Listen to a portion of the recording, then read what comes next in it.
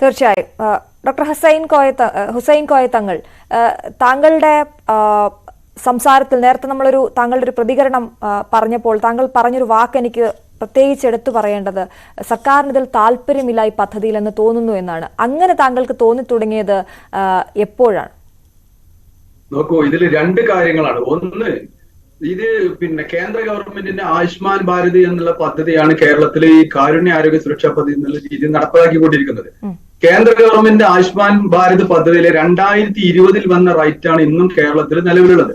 2022 November മുതൽ HBP 2.2 എന്നുള്ള രീതിയിൽ ചാർജ് റിവൈസ് ചെയ്തുകൊണ്ട് അതിലെ അപാകതകളൊക്കെ പരിഹരിച്ചുകൊണ്ട് ആ സ്കീം വളരെ ഭംഗിയായി മറ്റ് സംസ്ഥാനങ്ങളിലൊക്കെ നടപ്പാക്കുന്നുണ്ട്. അത് 2022 ചാർജും അതുപോലെ തന്നെ ആ സ്കീമിലെ മാറ്റങ്ങളും വരുത്തണമെന്ന് സംസ്ഥാന സർക്കാരിനോട് പല പ്രാവശ്യം ആവശ്യപ്പെട്ടിട്ടും അവർ യാതൊരു രീതിയിലും ഗൗനിക്കാതെ വന്ന സമയത്ത് കേരള ഹൈക്കോടതിയിൽ പോയി ബഹുമാനപ്പെട്ട കേരള ഹൈക്കോടതി നിർദ്ദേശപ്രകാരം ഇന്നും ആ കേസ് പെൻഡിങ് കിടക്കുകയാണ്.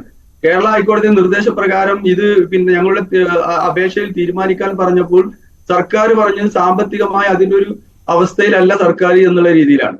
അതേപോലെ തന്നെ ഇത് വളരെ വയബിൾ ആയി നടപ്പാക്കേണ്ട ഒരു സ്കീം കേരളത്തിൽ ഒരു താല്പര്യമില്ലാത്ത രീതിയിൽ പഴയ ഒരു സ്കീം ഇന്നും നിലനിൽക്കുന്നത് കൊണ്ട് തന്നെ സാധാരണക്കാരായ ആളുകൾക്ക് പല ചികിത്സ കിട്ടുന്നതിലും നിഷേധിക്കപ്പെടുന്ന തരത്തിലേക്കുള്ള പ്രവണതകളൊക്കെ ഇതിലുണ്ട്.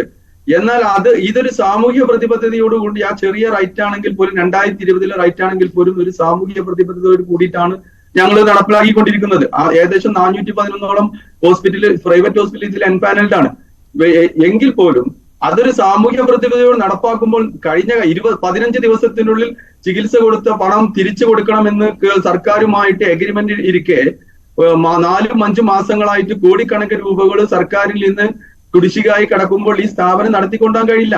പ്രത്യേകിച്ചും എല്ലാ ചെലവുകളും കൂടി വരികയാണ്. പൊല്യൂഷൻ കൺട്രോൾ ബോർഡിന്റെ കൺസെന്റ് ഫീ കൂട്ടി, ഇലക്ട്രിസിറ്റി ബില്ലിന്റെ ചാർജ് വർദ്ധിപ്പിച്ചു, അതേപോലെ പലതരത്തിലും ചാർജുകൾ വർദ്ധിപ്പിച്ചുകൊണ്ടിരിക്കുകയാണ്.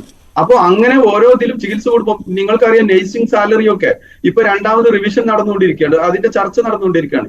ഈ കോസ്റ്റുകളൊക്കെ കൂടി വരുമ്പോ സ്വകാര്യ ആശുപത്രികളിൽ ലോൺ എടുത്ത് നടത്തുന്ന സ്ഥാപനങ്ങൾ, ആ ചെറിയ സ്ഥാപനങ്ങളാണ് ഇതിൽ കൂടുതലും ഉള്ളത്. അവരെ സംബന്ധിച്ചിടത്തോളം പലിശ പോട്ടെ, ഇത് അതാത് സമയങ്ങൾ കിട്ടുകയാണെങ്കിൽ ഇതൊരു ഭംഗിയായി നടത്താൻ കഴിയും. ഇങ്ങനെ ഒരു സാഹചര്യത്തിൽ ഞങ്ങളെ സംബന്ധിച്ചിടത്തോളം ആശുപത്രികൾ അടച്ചിടുക എന്നുള്ളതിലുപരി ഇതിൽ നിന്ന് പിന്മാറുക എന്നാണ് പോംവഴി എന്നാണ് ഞങ്ങൾ മനസ്സിലാക്കുന്നത്. അതെ, ശ്രീ നിയാസ് മുഹമ്മദ്.